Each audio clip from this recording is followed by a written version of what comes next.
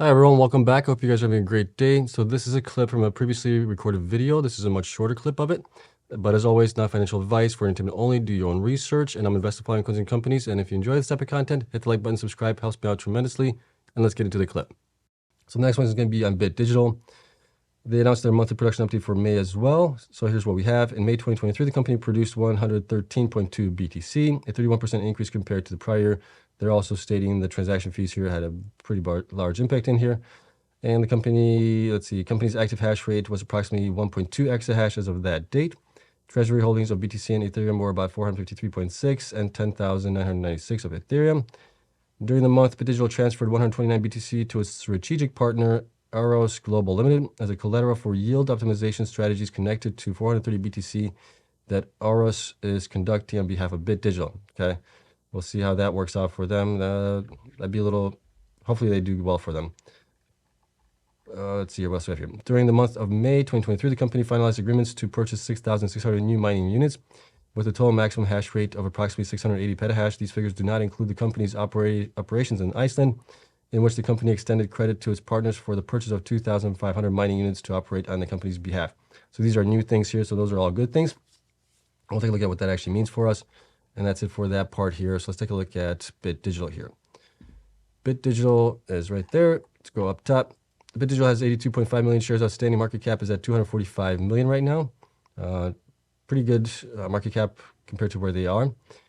Their performance for the last 12 weeks has been actually really good here. You can see from 12 weeks ago, they're up 141%. 8 weeks, they're up 56%. 4 weeks, they're up 55%. And then 1 week, they're up 10.83%. So they're actually doing pretty good here as far as stock performance is concerned. HODL's at 453, valued at about 12.4 million.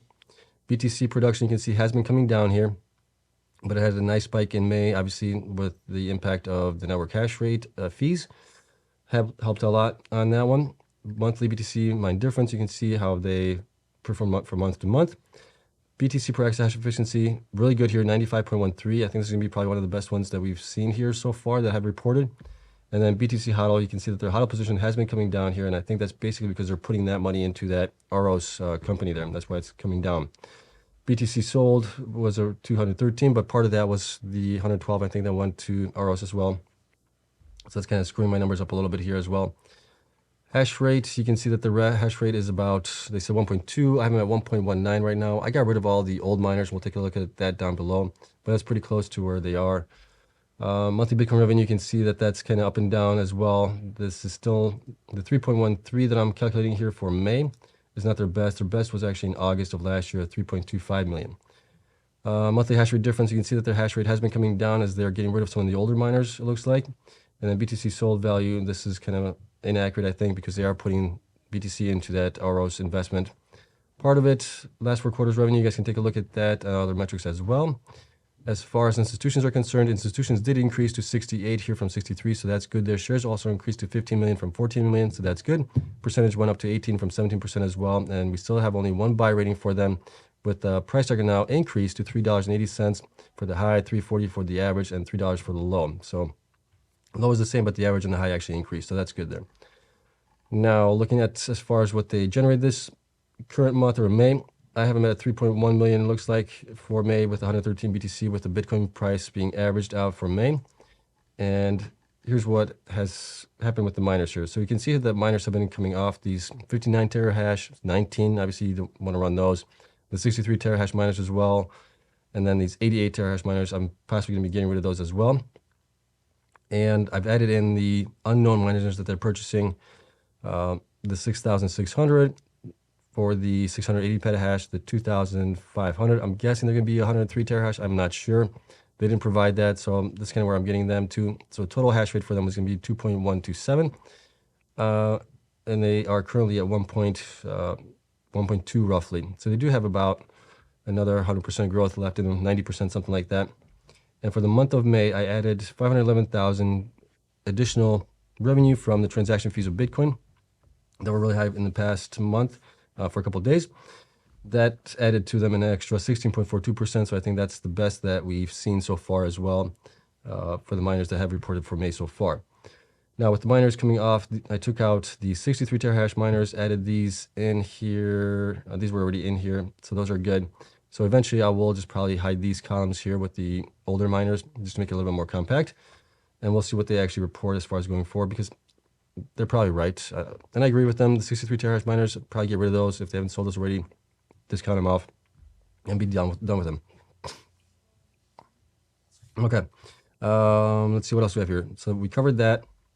Based on all the information that we do have here so far, we can look up here and see that they're currently at, well, current quarter is going to be about 8.1 million. That's estimated. Last 3 quarters should be reported. We're still waiting on, well, Q1 here for March. So we got the last 2 quarters, which would have been Q3 and Q4. Actual numbers, Q1 is an estimate still, and then Q2 is an estimate as well for them. So we have them at the last 3 quarters, 25 million combined. We're looking at 33.2 million, PE of 10. They do have some growth left in them. Like I said, we could probably raise them up to about the 15 PE. Analysts got them at $3.80. That would get them to a PE of what? Probably 20, close to that. Yeah, PE of 20. So that's pretty high there for the growth. They do have some growth left. I'd give them a PE of 15, really. So we're looking at $3.02 to $4.54, depending where we get Bitcoin going up in value. They're currently at $2.98. I think they're pretty fairly valued, slightly undervalued a little bit. They've had a nice run up here in the last 12 weeks, so we'll see how they do going forward. But if we get them up to the 20 PE, then yeah, they're definitely undervalued here, as the analysts have said here. So I may agree with that. Let me know what you guys think on this. Okay, big thing for them, obviously, is get miners installed, get more miners installed, get more miners installed. They're kind of like Marathon a little bit. I don't think they have any of their own infrastructure. I think most of it is hosted out. I would have to look back at that information though. Don't quote me on that. Okay, so that's it for that one. That was pretty quick.